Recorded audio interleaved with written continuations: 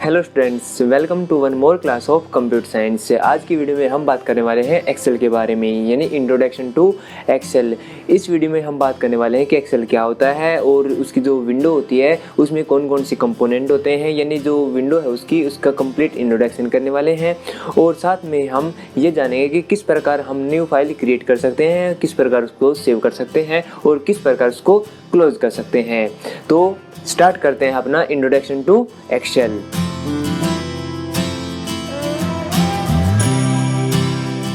तो फ्रेंड्स, जो MS Excel होता है यानी माइक्रोसॉफ्ट एक्सेल होता है वो MS ऑफिस का ही एक पार्ट होता है। MS ऑफिस के बहुत ज़्यादा पार्ट होते हैं, जैसे MS वर्ड है, MS पावर पॉइंट है, MS एक्सेल है, MS एक्सेस है। इस प्रकार इसके बहुत ज़्यादा पार्ट होते हैं। उन्हीं पार्ट्स में से हम एक पार्ट के बारे में आज सीखेंगे कि MS एक्सेल क्या होता है। देखो, जब हमें अपने कंप्यूटर के अंदर किसी प्रकार की टेबल बनानी होती है और उस टेबल के अंदर हमें कई बार कैलकुलेशन भी करनी पड़ती हैं, तो उस प्रकार के जो सॉफ्टवेयर होते हैं उसमें हम MS एक्सेल को यूज़ करते हैं।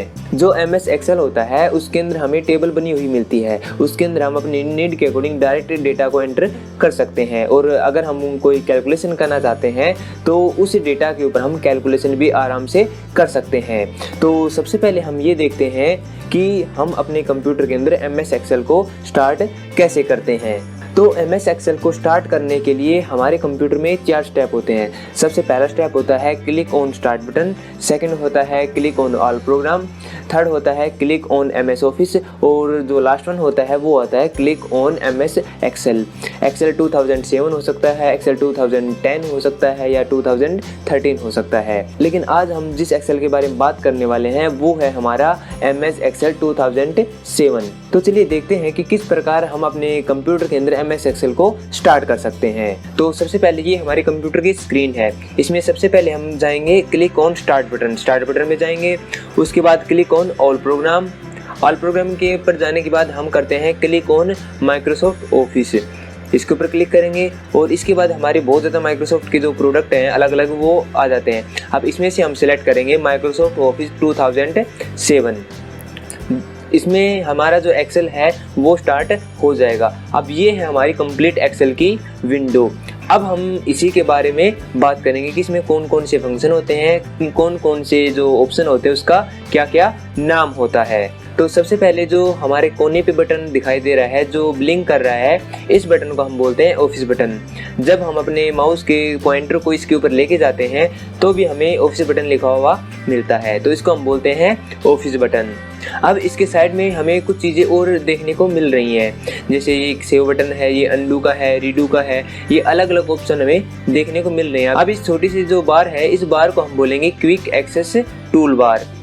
इसके अंदर अगर हम चाहें तो हम यहाँ से और ऑप्शन भी ऐड कर सकते हैं। इसके बाद हमें सबसे ऊपर देखने को मिलती है टाइटल बार, जहाँ पे बुक 1 माइक्रोसॉफ्ट एक्सेल लिखा हुआ है। जो माइक्रोसॉफ्ट एक्सेल है ये हमारे सॉफ्टवेयर का नाम है, जो हमारी विंडो ओपन है इसका नाम है। और जो बुक 1 लिखा है ये हमारी जो फाइल ओपन की हुई है इसका नाम है। अगर हम इसको सेव करते हैं किसी दूसरे नाम से तो जो बुक 1 लिखा है इसकी जगह पे जिस नाम से हमने इसको सेव किया है वो लिखा हुआ हमें मिलता है।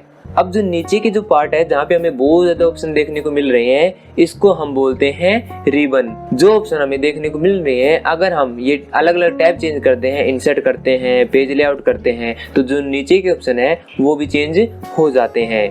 अलग अलग टैब के अंदर अलग अलग ऑप्शन हमें देखने को मिलते हैं। अब अगर हम नीचे की बात करते हैं तो ये हमारी पूरी सीट होती है जिसको हम वर्कबुक बोलते हैं। जब हम अपने MS एक्सेल को स्टार्ट करते हैं तो उस टाइम पे हमें एक ब्लैंक सीट ओपन हुई मिलती है, इसको हम वर्कबुक बोलते हैं। इस वर्कबुक के अंदर हमें 3 सीट देखने को मिलती है, सीट 1, ये सीट 2 और सीट 3।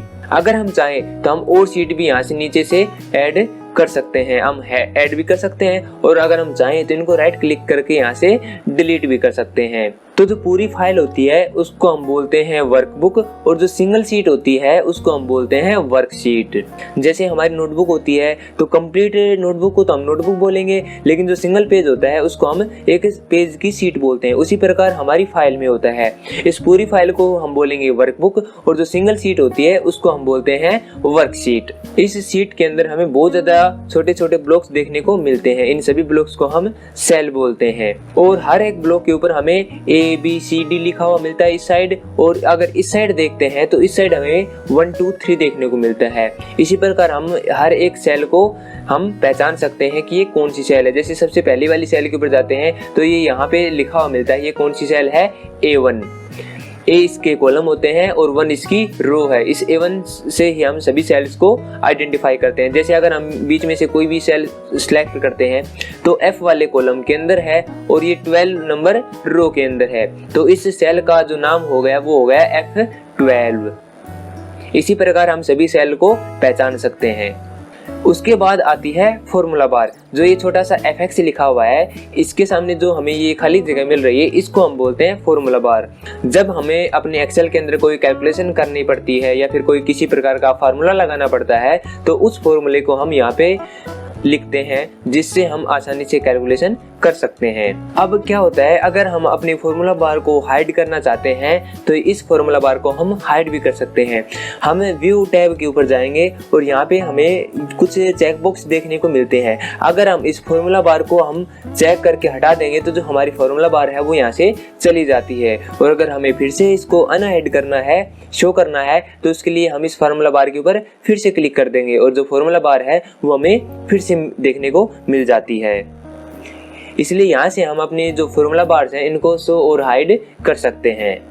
इसके बाद जो नीचे आती है जहाँ पे रेडी लिखा हुआ है, ये होती है हमारी स्टेटस बार। जब भी हम कोई फॉर्मूला अप्लाई करते हैं, एवरेज निकालते हैं, सम करते हैं, मिनिमम या मैक्सिमम नंबर निकालते हैं, तो उस टाइम पे हमें उसी चीज़ों का स्टेटस है वो शो होता है। जब भी हमको नंबर एंटर करते हैं तो उसका एवरेज क्या है, उसका सम क्या है, उसमें मिनिमम क्या है, उसमें मैक्सिमम क्या है, वो सारी चीज़ें हमें इस स्टेटस बार के ऊपर शो होता है। इसके बाद हम ये बात करते हैं कि किस प्रकार हम अपनी एक्सेल के अंदर एक न्यू वर्कबुक ओपन कर सकते हैं। तो वैसे जब भी हम एक्सेल को स्टार्ट करते हैं तो ऑटोमेटिकली वो एक हमारे लिए ब्लैंक वर्कबुक ओपन कर देता है, लेकिन फिर भी अगर हम न्यू वर्कबुक ओपन करना चाहें तो उसके लिए हम जो ऑफिस बटन है उसके ऊपर क्लिक करेंगे। क्लिक करने के बाद नीचे हमें एक न्यू ऑप्शन मिलता है। जब हम इस न्यू ऑप्शन के ऊपर क्लिक करेंगे तो उसके बाद हमें यहाँ पे एक ब्लैंक वर्कबुक का ऑप्शन मिलेगा। हम उसके ऊपर क्लिक करेंगे और सबसे नीचे हमें ऑप्शन पे चूज करेंगे क्रिएट। इस क्रिएट बटन को दबाते ही हमारे सामने एक ब्लैंक वर्कबुक ओपन हो जाएगी। इसके अंदर अब मैंने बता दिया है कि जो ये छोटे छोटे जो ब्लॉक्स बने होते हैं इनको हम सेल बोलते हैं, और हर एक सेल का एक अपना एड्रेस होता है जिससे हम उसकी पहचान करते हैं। जैसे मैंने ये वाला सेल सिलेक्ट किया हुआ है तो C इसका कॉलम है, 7 इसकी रो है, तो इसका एड्रेस क्या हो गया, C7। इसी प्रकार हम सारी सेल का एड्रेस निकाल सकते हैं। इसके बाद जब भी हम किसी सेल के ऊपर क्लिक करते हैं तो उसके चारों ओर एक ये बाउंड्री बन जाती है। अब जिस भी सेल के चारों ओर ये बाउंड्री बन जाती है उस बाउंड्री वाली सेल को हम बोलेंगे एक्टिव सेल, यानी जो सेल हमने सेलेक्ट की हुई है उसी सेलेक्टेड सेल को हम एक्टिव सेल बोलते हैं। इसी प्रकार जो 1 2 3 लिखा हुआ है, अगर हम इसके ऊपर क्लिक करते हैं तो हमारी पूरी की पूरी रो सिलेक्ट हो जाती है। तो जो हॉरिजॉन्टल लाइंस बनती हैं, इन हॉरिजॉन्टल लाइंस को हम बोलते हैं रो, और इसी प्रकार जो वर्टिकल लाइंस बनती हैं, इन वर्टिकल लाइंस को हम बोलते हैं कॉलम। कॉलम्स को हम ABCD से रिप्रेजेंट करते हैं और जो रो होती है हमारी उसको हम 1 2 3 यानी नंबर से रिप्रेजेंट करते हैं। अगर हम बात करें कि हमारी एक वर्कशीट के अंदर कितने कॉलम होते हैं, कितने रो होती हैं, तो अगर हम कॉलम की बात करें तो वो होते हैं 16,384 कॉलम। और अगर हम रो की बात करें कि हमारे सीट के अंदर कितनी रो होती हैं, तो रो होती है हमारी 10,48,576। और अगर हम यहाँ से डाउन करके सबसे नीचे जाके भी देखते हैं उस रो के ऊपर हम पहुँच जाते हैं, जो कि है 10,48,576। और इसी प्रकार हम अपने लास्ट कॉलम के ऊपर भी जा सकते हैं। जो लास्ट कॉलम होता है वो होता है हमारा XFD। तो स्टूडेंट्स, आई होप आपको यहाँ तक का जो एक्सेल का पोर्शन है वो समझ में आ गया होगा। इससे आगे का जो पोर्शन है वो हम नेक्स्ट वीडियो में कवर कर लेंगे। अगर आपका कोई क्वेश्चन है तो आप मुझे पूछ सकते हैं। तो मिलते हैं हम नेक्स्ट वीडियो में। Good bye and have a nice day.